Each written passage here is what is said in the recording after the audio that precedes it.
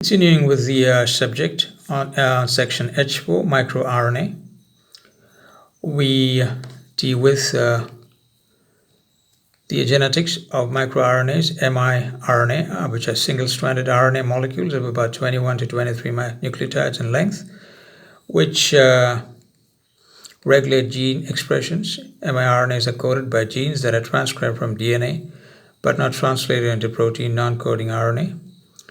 Instead,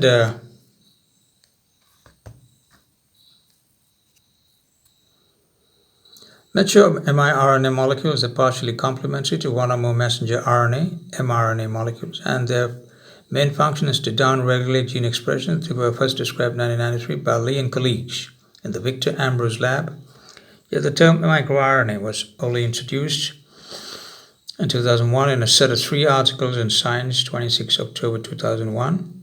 As of early 2000, computational analysis by IBM suggested the existence of as many as 50,000 different miRNAs, and the typical mammalian cell, each with perhaps 1,000 or more potential target of the nucleus. 1 second. Formation and processing. The genes encoding miRNAs are much longer than the processed immature miRNA molecule. miRNAs are first transcribed as primary transcripts of primary miRNA with the cap and poly A tail, processed as short 70 nucleotide stem loop structures known as pre-miRNA in the cell nucleus. This processing is performed in animals by a protein complex known as the microprocessor complex, consisting of the nuclear trochanter and double-stranded RNA binding protein pasha. These pre-miRNAs are then processed to mature miRNAs in the cytoplasm by interaction with the endonuclear dicer, which also initiates the formation of RNA-induced silencing complex RISC. This complex is responsible for the gene silencing observed due to miRNA expression and RNA interference. The pathway in plants varies slightly due to the lack of trochanter homologs. Indeed, dicer homologs alone affect several processing steps. The pathway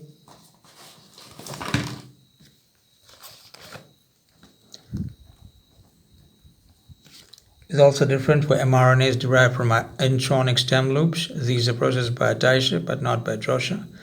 Either the sense strand or antisense strand of DNA can function as templates to give rise to miRNA. Efficient processing of pre-miRNA by trochanter requires the presence of extended single-stranded RNA on both 3' and 5' ends of happen molecules.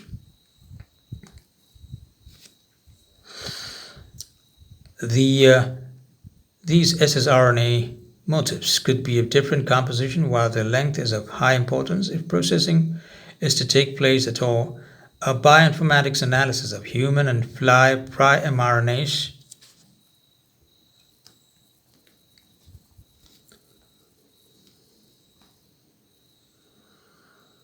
and a bioinformatics analysis of human and fly pri-mRNAs reveal very similar structural regions called basal segments, lower stems, upper stems, and terminal loops. Based on these conserved structures, thermodynamic profiles of prime miRNA have been determined. The trochanter complex cleaves RNA molecule, squabble 2 helical turns away from the terminal loop and squabble 1 turn away from basal segments. In most analyzed molecules, this region contains unpaired nucleotides, and the free energy of the duplex is relatively high compared to lower and upper stem regions. Most pre-miRNAs don't have a perfect double-stranded RNA, dsRNA structure topped by a terminal loop. There are few possible explanations for such selectivity. One could be that dsRNA is no longer then TA21 base pairs activate interferon response and antiviral machinery in the cell. Another plausible explanation could be that the thermodynamic profile of pre-miRNA determines which strand will be incorporated into the dicer complex. Indeed, clear similarities between miRNAs encoded in respected 5' or 3' strands have been demonstrated. When dissect cleaves the miRNA stem loop, two complementary short RNA molecules are formed, but only one is integrated into the RISC complex. This strand is known as the guide strand and is selected by the Argonaute protein, the catalytically active RNAs in the RISC complex, on the basis of the stability of the 5' end. The remaining strand, known as the anti-guide or passenger strand, is degraded as a RISC complex substrate. After integration into the active RISC complex, mRNA's base pair with the complementary mRNA molecules and induce mRNA degradation by Argonaute proteins. The catalytically active members of the RISC complex. It is as yet unclear how the activated RISC complex locates the mRNA targets in the cell, though it has been shown that the process is not coupled to ongoing protein translation from the mRNA. Cellular functions. The function of mRNAs appears to be in gene regulation.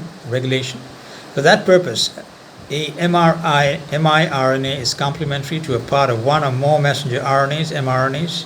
Animal mRNAs are usually complementary to a site of the 3' UTR, whereas prime miRNAs are usually complementary to coding regions of mRNAs. The annealing of the miRNA to the mRNA then inhibits protein translation, but sometimes facilitates cleavage of the mRNA. This is thought to be the prime mode of action of plant mRNAs. In such cases, the formation of the double-stranded RNA through the binding of the miRNA triggers the degradation of the mRNA transcript through a process similar to RNA interference RNAi, though in other cases it is believed that the miRNA complex blocks the protein machinery or otherwise prevents protein translation without causing the mRNA to be degraded. miRNAs may also target methylation of genomic sites, which corresponds to targeted miRNAs function in association with a complement of proteins collectively termed the miRNP.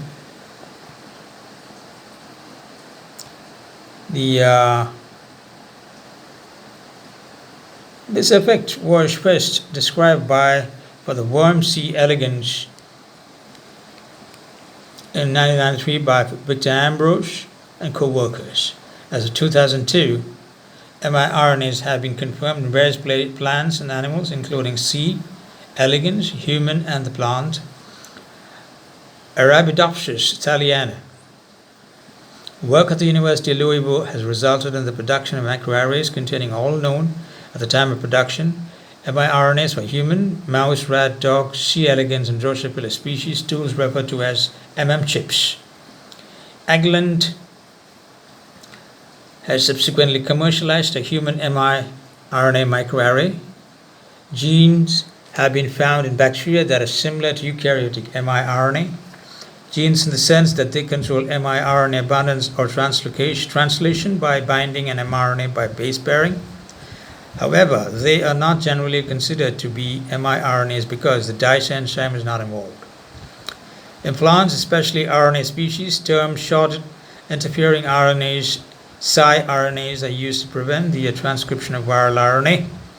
While this siRNA is double-stranded, the mechanism seems to be closely related to that of miRNA, especially taking the happen trans structures into account. siRNAs are also used to regulate cellular agents, genes, as miRNAs do. The gene activation, dsRNA, can also activate gene expressions, a mechanism that has been termed small RNA-induced gene activation of RNAs, RNA-A. dsRNAs targeting the gene promoters can induce potent transcriptional activation of associated genes. This was demonstrated in human cells using synthetic dsRNAs termed small activating RNAs, saRNAs, but has also been demonstrated by endogenous microRNA. Detecting and manipulating miRNA signaling. The activity of an miRNA can be experimentally blocked using a locked nucleic acid oligo, a morpholino oligo, or a 2' O-methyl RNA oligo. Steps in the maturation of miRNAs can be blocked by steric blocking oligos. The target site of an miRNA or an miRNA can be blocked by a steric blocking oligo. miRNA and disease. Just as mRNA is involved in the normal function of eukaryotic cells, so has this regulation of mRNA been associated with a disease. Disease association in turn has led to increased funding, opportunities for academic research, and financial incentives for development and commercialization of mRNA-based diagnostics and therapeutics. After early commercialization aimed at academic research, support was established, and the initial research focus based on products and services requested was cancer and neuroscience research. During 2007, interests indicated by the products and services requested broadened to include cardiac research, virology, cell biology, and general and plant biology. miRNA and cancer. Several miRNA has been found to have links with some types of cancer. A study of mice altered to produce excess MYC, a protein implicated in several cancers, shows that miRNA has effect on the development of cancer.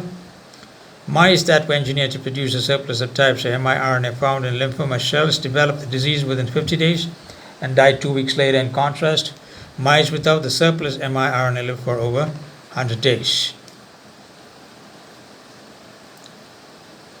Another study found that two types of mRNA inhibited the E2F1 protein, which regulates cell proliferation. miRNA appears to bind to messenger RNA before it can be translated to proteins that switch on and off.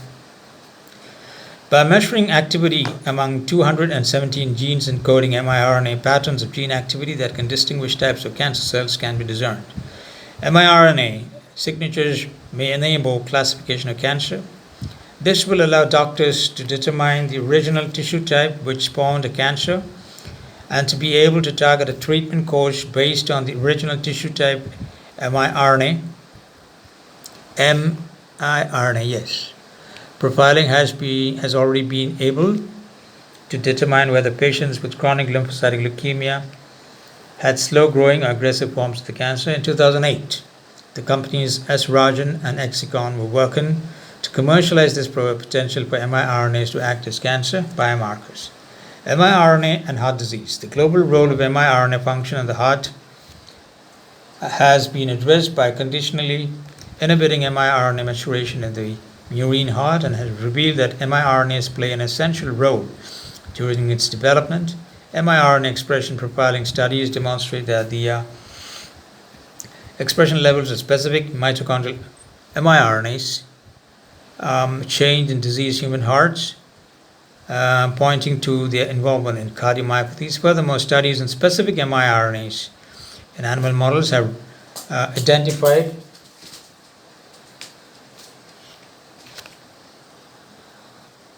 miRNA profiling has already been able to determine whether patients with chronic lymphocytic leukemia and slow-growing or aggressive forms of the cancer. In 2008, the companies Rajan and Hexicon were working to commercialize this potential for miRNAs to act as cancer workers. miRNA and heart disease. The global role of miRNA function in the heart has been addressed by conditionally inhibiting miRNA maturation in the murine heart and has revealed that miRNAs play an essential role during its development. miRNAs expression profiling studies demonstrate that expression levels of specific miRNAs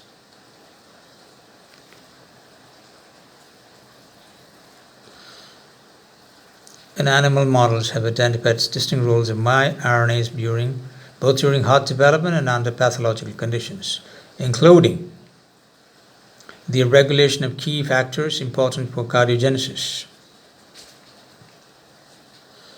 the hypertrophic growth response, the cardiac conductance. In 2008, academic work on the relationship between miRNA and heart disease had advanced sufficiently to lead to the establishment of a company, Rajan, with a primary focus on cardiovascular health and disease. So next would be section I1, we're dealing with the stability of proteins. The unique three-dimensional structure of each polypeptide is determined by its amino acid sequence. Interactions between the amino acid side chains guide the folding of the polypeptide to form a compact structure. 4 types of interactions cooperate in stabilizing the tertiary structures of globular proteins. Disulfide bonds. A disulfide bond is a covalent linkage from the sulfihydryl group SH of each of 2 cysteine residues to produce a cysteine residue. The 2 cysteines may be separated from each other by many amino acids in the primary sequence of a polypeptide, or may even be located on 2 different polypeptide chains. The folding of the polypeptide chains brings the cysteine residues into proximity and permits covalent bonding of the side chains. A disulfide bond contributes to the stability of the 3-dimensional shape of the protein molecule. For example, many disulfide bonds are found in proteins such as immunoglobulins that are secreted by cells. Note, these strong covalent bonds help stabilize the structure of proteins and prevent them from becoming denatured in the extracellular environment. Hydrophobic interactions. Amino acids with nonpolar side chains tend to be located in the interior of the polypeptide molecule, where they associate with other hydrophobic amino acids. In contrast, amino acids with polar or charged side chains tend to be located on the surface of the molecule in contact with the polar solvent. It's to be noted that proteins located in nonpolar lipid environments such as membrane, except with the reverse arrangement, that is hydrophilic amino acid side chains, are located in the interior of the polypeptide, whereas hydrophobic amino acids are located on the surface of the molecule in contact with the nonpolar environments. In each case, the segregation of R groups occurs that is energetically most favorable. 3. Hydrogen bonds. Amino acid side chains containing oxygen and nitrogen bound oxygen, such as in the alcohol groups of serine and 309, can form hydrogen bonds with electron-rich atoms, such as the oxygen of a carboxyl group or carbonyl group of a peptide bond. Formation of hydrogen bonds between molar groups on the surface of proteins and the aqueous solvent enhances the solubility of the protein. 4. Ionic interactions. Negatively charged groups, such as the carboxyl group COO in the side chain of aspartate or glutamate, can interact with the positively charged groups, such as the amino group NH3+ in the side chain of lysine. Protein folding. Interactions with between the side chains of amino acids determine how a long polypeptide chain folds in the intricate 3-dimensional shape of the functional protein. Protein folding, which occurs within the cell in seconds to minutes, employs a shortcut through the maze of all folding possibilities. As the peptide folds, its amino acid chains are attracted and repulsed according to their chemical properties. For example, positively and negatively charged side chains attract each other. Conversely, similarly charged side chains repel each other. In addition, interactions involving hydrogen bonds, hydrophobic interaction, the disulfide bonds all seek to exert an influence on the folding process. This process of trial and error tests many, but not all possible configurations, seeking a compromise in which attractions outweigh repulsions. This results in a correctly folded protein with a low energy. The role of chaperones in protein folding.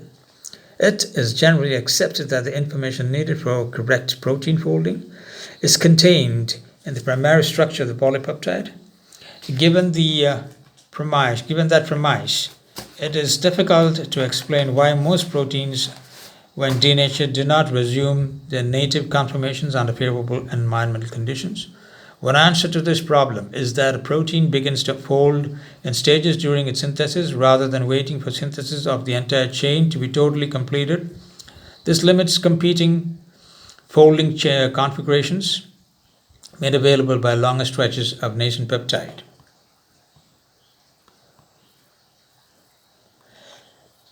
Addition, a specialized group of proteins named chaperones are required for the proper folding of many species of proteins.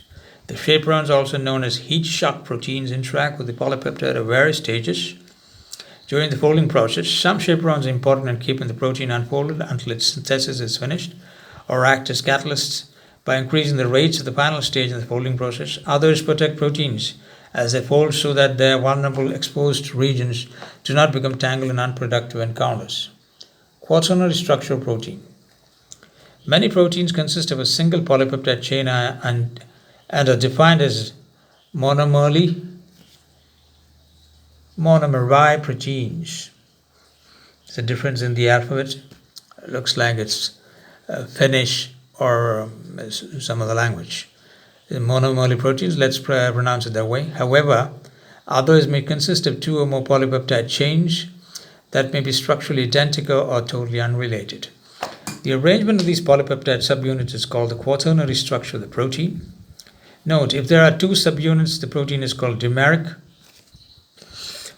If there are three subjects, trimeric, and several units, multimeric. Subunits are held together by non-covalent interactions, for example, hydrogen bonds, ionic bonds, and hydrogen interactions. Subunits may either function independently of each other or may work cooperatively as in high hemoglobin, in which the binding of oxygen to one subunit of the tetramer increases the affinity of the other subunits for oxygen. Denaturation of protein. Protein denaturation results in the unfolding and disorganization of the protein's secondary and tertiary structures, which are not accompanied by hydrolysis of peptide bonds. Denaturing agents include heat, organic solvents, mechanical mixing, strong acids or bases, detergents, and ions of heavy metals such as lead and mercury. Denaturation may, under ideal conditions, be reversible, in which case the protein refolds into its original native structure when the denaturing agent is removed. However, most proteins, once denatured, remain permanently disordered. Denatured proteins are often insoluble and therefore precipitate from solution. And the next section would be I2, which is the stability of nucleic acids. In the Watson and Crick structure, the two chains or strands of the helix are antiparallel. The 5' 3' phosphodiester bonds run in opposite directions. Later work with the DNA polymerases provided experimental evidence confirmed by X-ray crystallography that the strands are indeed antiparallel. To account for the periodicities observed in the X-ray diffraction pattern, Watson and Crick used molecular models to show that the vertically stacked bases inside the double helix would be 0.34 nanometer apart, and that secondary repeat distance of about 3.4 nanometer could be accounted for by the presence of 10.5 nucleotide residues in each complete turn of the double helix. The two antiparallel polynucleotide chains of double helical DNA are not identical in either base sequence or composition. Instead, they are complementary to each other. Wherever adenine appears in one chain, thymine is found in the other. Similarly, wherever guanine is found in one chain, cytosine is found in the other. The DNA double helix or duplex is held together by two sets of forces as described earlier. Hydrogen bonding between complementary base pairs and base stacking interactions. The specificity that maintains a given base sequence in each DNA strand is contributed entirely by the hydrogen bonding between base pairs. The base stacking interactions, which are largely non-specific with respect to the density of the stacked bases, make the major contribution to the stability of the double helix. To the next section, J1, metabolism of carbohydrate, citric acid cycle. The citric acid cycle, Krebs cycle or tricarboxylic acid, TCA cycle, is the most important metabolic pathway for the energy supply to the body. About 65 to 70% of the ATP is synthesized in Krebs cycle. Citric acid cycle essentially involves the oxidation of acyl-CoA to CO2 and H2O. This cycle utilizes about 2/3 of total oxygen consumed by the body. The name TCA cycle is used since at the outset of the cycle, tricarboxylic acid citrate, cis-aconitate, and isocitrate participate. So that's why tricyclic. TCA cycle, the central metabolic pathway. The citric acid cycle is the final common oxidative pathway for carbohydrates, fats, and amino acids. This cycle not only supplies energy, but also provides many intermediates required for the synthesis of amino acids, glucose, heme, etc. Krebs cycle is the most important central pathway, connecting almost all individual metabolic pathways, either directly or indirectly. And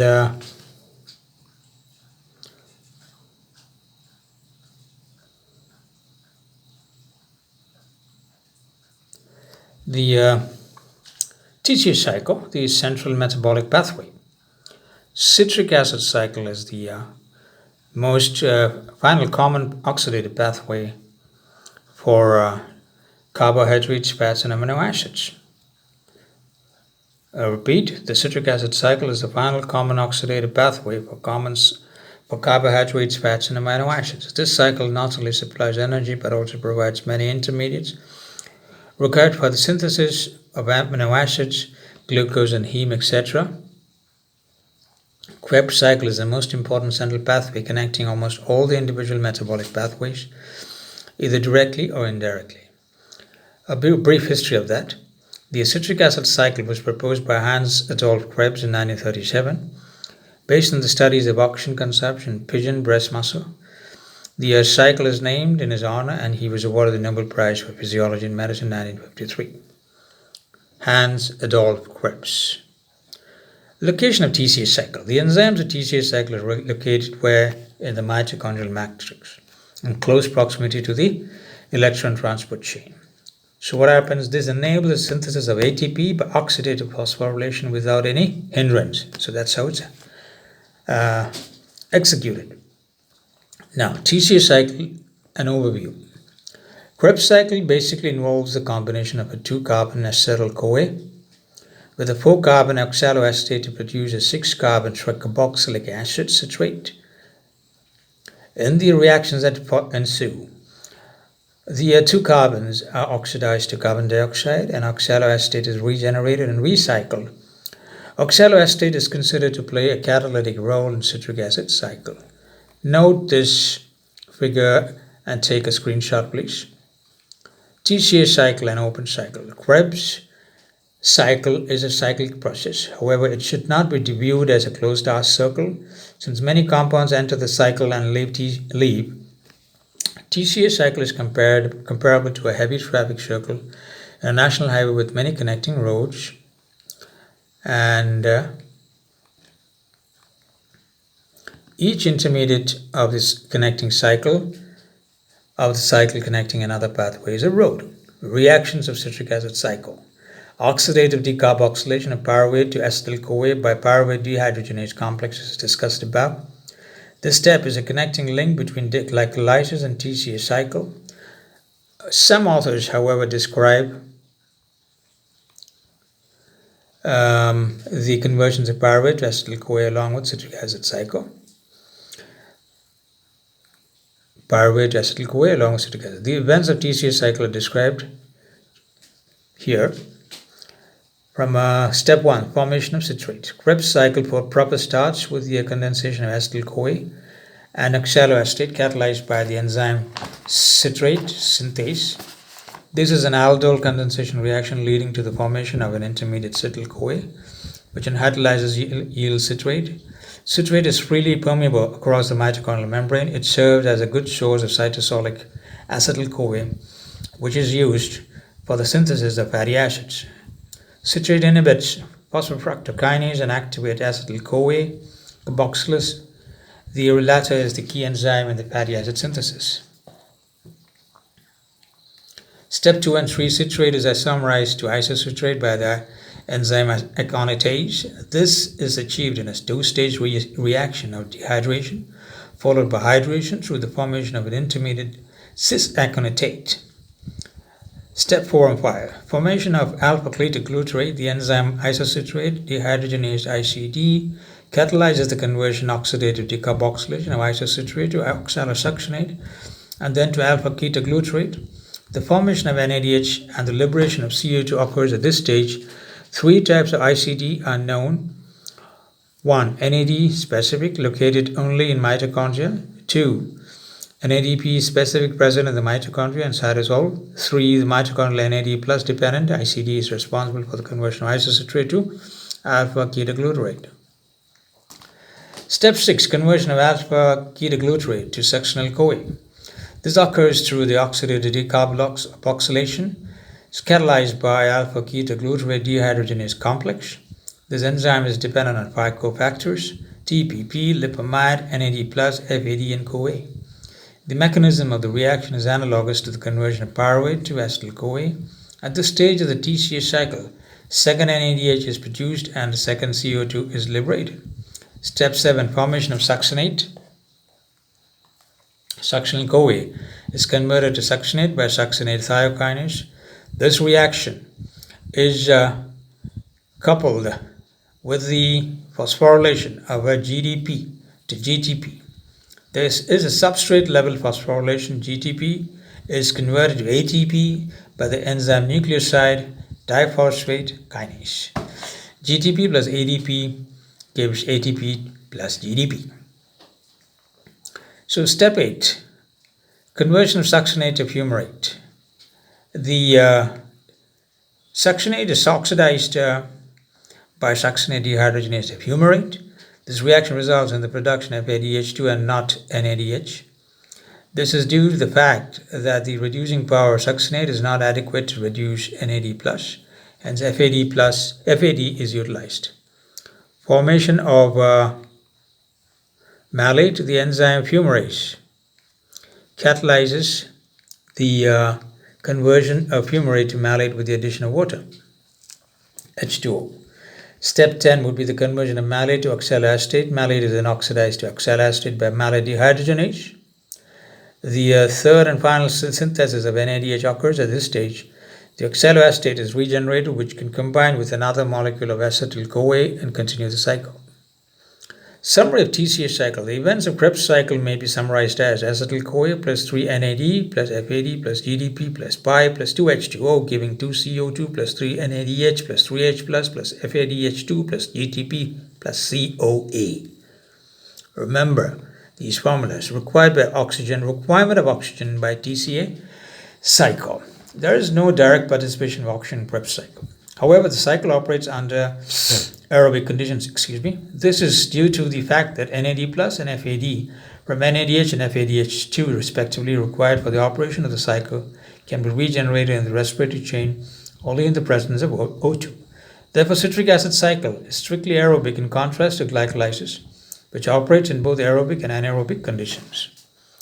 Energetics of citric acid cycle. During the process of oxidation of acetyl-CoA via citric acid cycle, 4 reducing equivalents, 3 as NADH and 1 as FADH2 are produced. Oxidation of 1 NADH by electron transport chain coupled with oxidative phosphorylation results in the synthesis of 3 ATP, whereas FADH2 leads to the formation of 2 ATP. Besides, there is 1 substrate level phosphorylation. A total of 12 ATP are produced from 1 acetyl-CoA. The inhibitors of Krebs cycle. The important enzymes of TCA cycle inhibited by the respective inhibitors are listed here. Enzyme: aconitase, alpha-ketoglutarate dehydrogenase, succinate dehydrogenase. Inhibitor: fluoroacetate, non-competitive, arsenide, non-competitive, malonate. Right. The most important synthetic anabolic reactions connected to TCA cycle are given here. Oxaloacetate and alpha-ketoglutarate respectively serve as precursors for the synthesis of aspartate and glutamate, which in turn are required for the synthesis of other non-essential amino acids, purines and pyrimidines. Succinyl-CoA is reused for the synthesis of porphyrins and heme.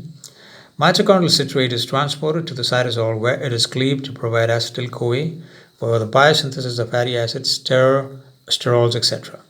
Energetics of glucose oxidation. When a molecule of glucose 6-carbon undergoes glycolysis, 2 molecules of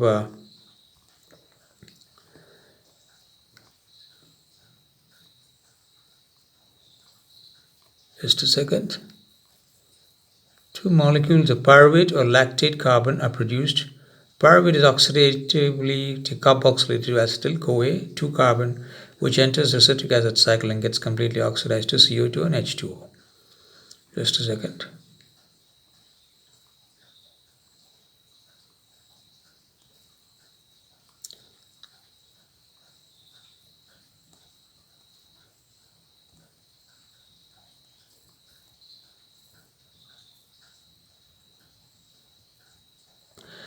Now, before that, we need to complete another part of the topic. Is a regulation of citric acid cycle. The regulation demands of ATP are crucial in controlling the rate of citric acid cycle. The regulation is brought about by either enzymes or the levels of ADP. 3 enzymes, namely citrate synthase, isocitrate dehydrogenase, and alpha-ketoglutarate Dehydrogenase regulates citric acid cycle. Citrate synthetase is inhibited by ATP, and isocitrate dehydrogenase is activated by ADP and inhibited by ATP and NADH. Alpha-ketoglutarate dehydrogenase is inhibited by succinyl-CoA and NADH. Availability of ADP is very important for the citric acid cycle. This is due to the fact that unless sufficient levels of ADP are available, oxidation coupled with phosphorylation of ADP to ATP of NADH and FADH2 through electron transport chain stops, the accumulation of NADH and FADH2 will lead to inhibition of the enzymes stated above, and also limits the supply of NAD plus and FAD, which is essential for TCA cycle to proceed. Amphibolic nature of the citric acid cycle. The citric acid cycle is the final common oxidative pathway in the living cells. The cycle also provides various intermediates for the synthesis of many compounds needed by the body. Krebs cycle is both catabolic and anabolic in nature and is regarded as amphibolic. Right now, the glucose plus 6O2 plus 3,8 ADP plus 3 HPI gives 6 CO2 and 6 water plus 38 ATP, which means when a molecule of glucose is burnt in a calorimeter, 2780 kilojoules of heat is liberated. In the living system, energy is trapped, leading to the synthesis of 38 ATP, which is equivalent to 1159 kJ. 1 ATP has high energy bond equivalent to 30.5 kJ. That is about 48% of the energy in glucose combustion is captured for ATP generation. And next topic is under the section J2. It's called gluconeogenesis. The synthesis of glucose or glycogen from non-carbohydrate compounds is known as gluconeogenesis. Okay, synthesis of glucose or glycogen from non-carbohydrate compounds is known as gluconeogenesis. The major substrates or precursors for gluconeogenesis are lactate, pyruvate, glucogenic amino acids, propionate, and glycerol. Location of gluconeogenesis occurs mainly in the cytosol, although some precursors are produced in the mitochondria. Gluconeogenesis mostly takes place in the liver and to some extent in kidney matrix, about 1/10 of liver capacity. Importance of gluconeogenesis. Glucose occupies a key position in the metabolism, and its continuous supply is absolutely essential to the body for a variety of functions. Brain and central nervous system, erythrocytes, testes, and kidney medulla are dependent on glucose for continuous supply of energy. Human brain alone requires about 120 grams of glucose per day out of about 160 grams needed by the entire body. Glucose is the only source that supplies energy to the skeletal muscle under anaerobic conditions. All of the carbohydrates are synthesized from glucose, example lactose, amino sugars, etc. Glucose is converted to glycerol and utilized for the synthesis of fat. In fasting even more than a day, gluconeogenesis must occur to meet the basic requirements of the body for glucose and to maintain the intermediates of citric acid cycle. This is essential for the survival of humans and other animals. Certain metabolites produced in the tissues accumulate in the blood, example lactate, glycerol, propionate, example gluconeogenesis effectively clears them from the blood. Reactions of gluconeogenesis. Gluconeogenesis closely resembles a reversed pathway of glycolysis. Although it is not the complete reversal of glycolysis, essentially 3 out of 10 reactions of glycolysis are irreversible. The 7 reactions are common for both glycolysis and gluconeogenesis. The 3 irreversible steps of glycolysis are catalyzed by the enzymes, namely hexokinase, phosphorufractokinase, and pyruvate kinase. These 3 stages bypassed by alternate enzymes specific to gluconeogenesis are discussed now. Now, the conversion of pyruvate to pyruvate. This takes place in 2 steps. Okay, pyruvate carboxylase is a biotin-dependent mitochondrial enzyme that converts pyruvate to oxaloacetate in presence of ATP and CO2. This enzyme regulates gluconeogenesis and requires acetyl-CoA for its activity. Oxaloacetate is synthesized in the mitochondrial matrix. It has to be transported to the cytosol to be used in gluconeogenesis, whereas the rest of the pathway occurs Due to membrane impermeability, oxaloacetate cannot diffuse out of the mitochondria. It is converted to malate and then transported to the cytosol. Within the cytosol, oxaloacetate is regenerated. The reversible conversion of oxaloacetate and malate is catalyzed by malate dehydrogenase, an enzyme present in the mitochondria and cytosol. In the cytosol, phosphoenolpyruvate carboxykinase converts oxaloacetate to phosphoenolpyruvate. GDP or ITP, not ATP, is used in this reaction, and the carbon dioxide fixed carboxylase is liberated. For the conversion of pyruvate to phosphoenolpyruvate, 2 ATP equivalents are utilized. This is in contrast to only 1 ATP that is liberated in glycolysis for this reaction.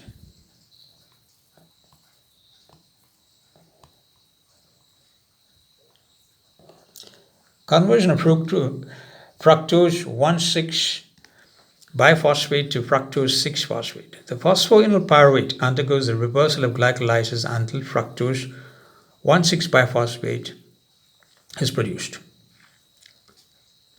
The enzyme fructose 1,6 biphosphate phosphatase converts fructose 1,6 biphosphate to fructose 6-phosphate. This enzyme requires Mg2 ions. Fructose 1,6 biphosphatase is absent in smooth muscle and heart muscle. This enzyme is also regulatory in gluconeogenesis. Conversion of glucose 6-phosphate to glucose. Glucose 6-phosphatase catalyzes the conversion of glucose 6-phosphate to glucose. The presence or absence of this enzyme in a tissue determines whether the tissue is capable of contributing glucose to the blood or not. It is mostly present in liver and kidney, but absent in muscle, brain, and adipose tissue. The overall summary of gluconeogenesis for the conversion of pyruvate to glucose is shown below. Here 2 pyruvate plus 4 ATP plus 2 GTP plus 2 NADH plus 2 hydrogen plus 2 6H2O gives glucose plus 2 NAD plus 4 ADP plus 2 GDP plus 6 PI plus 6 hydrogen.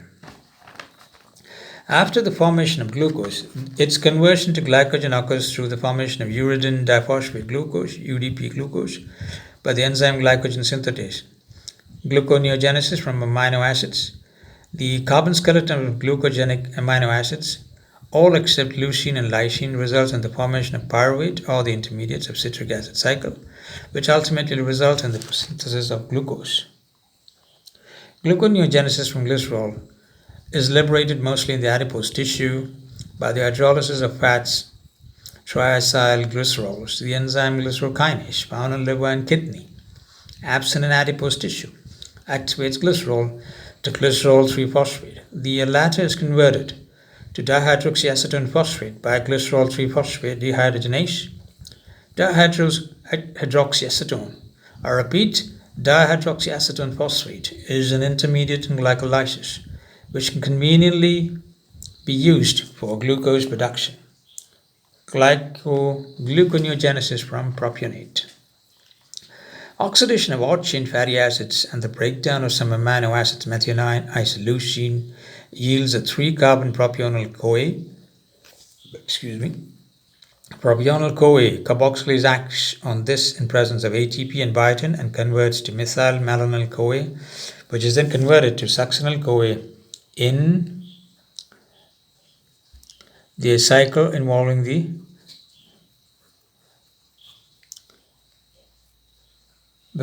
cycle involves synthesis of glucose in liver from the skeletal muscle lactate and reuse of glucose that's synthesized by the muscle of energy purposes known as KORAH cycle.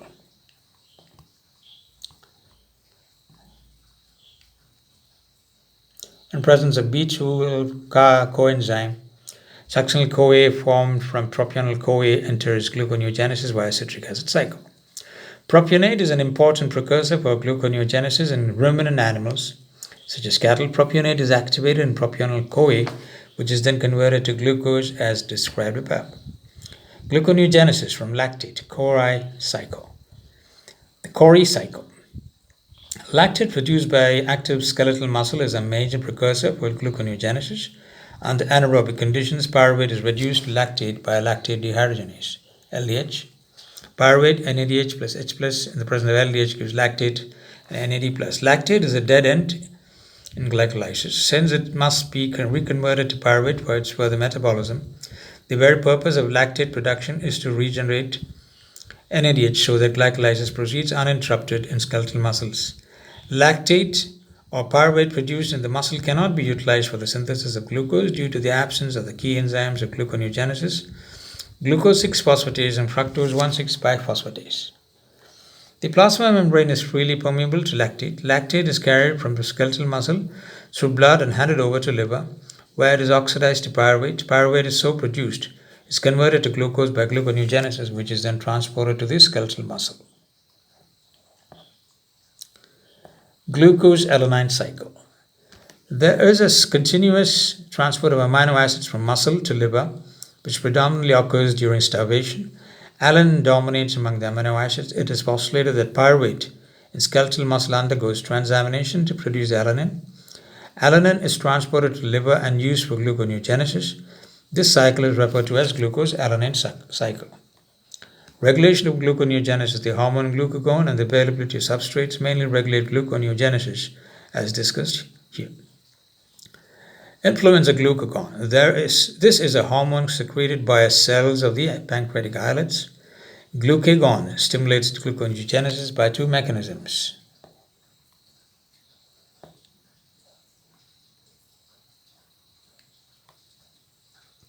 Right. 2. Availability of substrates. Among the various substrates, glucogenic amino acids have stimulating influence on gluconeogenesis. This is particularly important in a condition like diabetes mellitus, decreased insulin level, where amino acids are mobilized from muscle protein for the purpose of gluconeogenesis.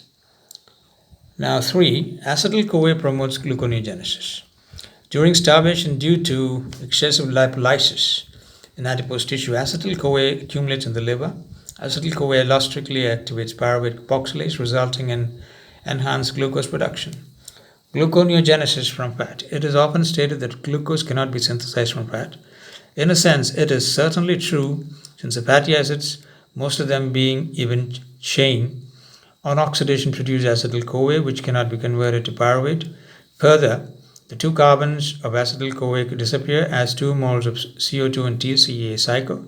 Therefore, even chain fatty acids cannot serve as precursors for glucose formation. However, the glycerol released from lipolysis and the propionate obtained from the oxidation of odd chain fatty acids are good substrates for gluconeogenesis, as discussed here. Next section is J3, that's glycogen metabolism. Right? Now, the glycogen is the storage form of glucose in many animals. As starch in plants, it is stored mostly in liver, 6 to 8%, and muscles, 1 to 2%. Due to more muscle mass, the quantity of glycogen in muscle, 250 grams, is about 3 times higher than in the liver, 75 grams. The functions of glycogen. The prime function of liver glycogen is to maintain the blood glucose levels, particularly between meals. Liver glycogen stores increase in a well-fed state, which are depleted during fasting. Muscle glycogen serves as a fuel reserve for the supply of ATP during muscle contraction. Structure of glycogen in brief. Glycogen is a homopolysaccharide composed of alpha-D-glucose. Up to 100,000 residues may be present. The glucose units are held together by alpha-1,4 linkages. After 8 to 10 residues of glucose, a branch is formed with alpha-1,6 glycosidic linkage. Glycogen is stored as granules in the cytosol, where most of the enzyme of glycogen synthesis and breakdown are present. Glycogenesis. The synthesis of glycogen from glucose is glycogenesis. Glycogenesis takes place in the cytosol and requires ATP and UTP besides glucose. Synthesis of UDP glucose. The enzymes, hexokinase in muscle and glucokinase in liver, convert glucose to glucose 6-phosphate. Glucophosphoglucomutase catalyzes the conversion of glucose 6-phosphate to glucose 1-phosphate. Uridine diphosphate glucose, UDPG, synthesized from glucose 1-phosphate, and UTP by UDP glucose. Pyrophosphorylase, pyrophosphate PPI, produced in this reaction is hydrolyzed to inorganic phosphate, PI, by pyrophosphatase. This will ensure that the optimal synthesis of UDPG. Requirement of primer to initiate glycogenesis. A small fragment of pre-existing glycogen must act as a primer to initiate glycogen synthesis, it is necessarily found that in the absence of glycogen primer, a specific protein named glycogenin can accept glucose from UDPG. The hydroxyl group of the amino acid tyrosine of glycogenin is the site at which the initial glucose unit is attached. The enzyme glycogen initiator synthase transfers the first molecule of glucose to glycogenin. Then glycogenin itself takes up a few glucose residues to form a fragment of primer which serves as an acceptor for the rest of the glucose molecules. 3. Glycogen synthesis by glycogen synthase. Glycogen synthesis by glycogen synthase. Glycogen synthase is responsible for the formation of 1,4-glycosidic linkages. This enzyme transfers the glucose from UDP glucose to the non-residue-reducing end of glycogen to form alpha-1,4 linkages. The UDP release can be converted back to UTP by nucleoside diphosphate kinase. 4 would be the formation of branches in glycogen. Glycogen synthase can catalyze the synthesis of linear unbranched molecules with 1,4-alpha-glycosidic linkages. Glycogen, however, is a branched tree-like structure. The formation of branches is brought about by the action of a branching enzyme, namely glucosyl alpha-4,6 transferase amylo alpha-1,4 to 1,6-transglucosidase. This enzyme transfers a small fragment of 5 to 8 glucose residues from the non-reducing end of glycogen chain by breaking alpha-1,4 linkages to another glucose residue where it is linked by alpha-1,6 bond.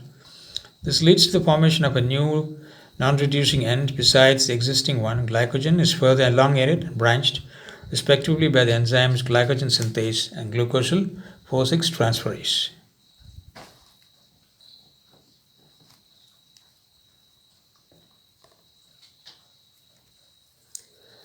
And now the formation of branches is brought about by the action of branching enzyme, namely glucosyl alpha-4,6 transferase and amylo alpha-1,4 to 1,6-transglucosidase. This enzyme transfers a small fragment of 5 to 8 glucose residues from the non-reducing end of glycogen chain by breaking alpha-1,4 linkages to another glucose residue where it is linked by alpha-1,6 bond. This leads to the formation of a new non-reducing end besides the existing one. Glycogen is further elongated and branched respectively by the enzymes glycogen synthase and glucosyl 4,6 transferase. The overall reaction of the glycogen synthesis for the addition of each glucose residue is glucose N plus glucose plus 2 ATP gives glucose N plus 1 plus 2 ADP plus BI. Of the 2 ATP utilized, one is required for the phosphorylation of glucose while the other is needed for conversion of UDP to UTP. Glycogenolysis. The degradation of stored glycogen in liver and muscle constitutes glycogenolysis. The pathway for the synthesis and degradation of glycogen are not reversible. An independent set of enzymes present in the cytosol carry out glycogenolysis. Glycogen is degraded by breaking alpha-1,4 and alpha-1,6 glycosidic bonds. Action of glycogen phosphorylase. Now repeat, action of glycogen phosphorylase. The alpha-1,4 glycosidic bonds from the non-reducing ends are cleaved sequentially by the enzymic glycogen phosphorylase to yield glucose 1-phosphate. This process, called phosphorylasis, continues until 4 glucose residue remains on either side of branching point alpha-1,6 glycosidic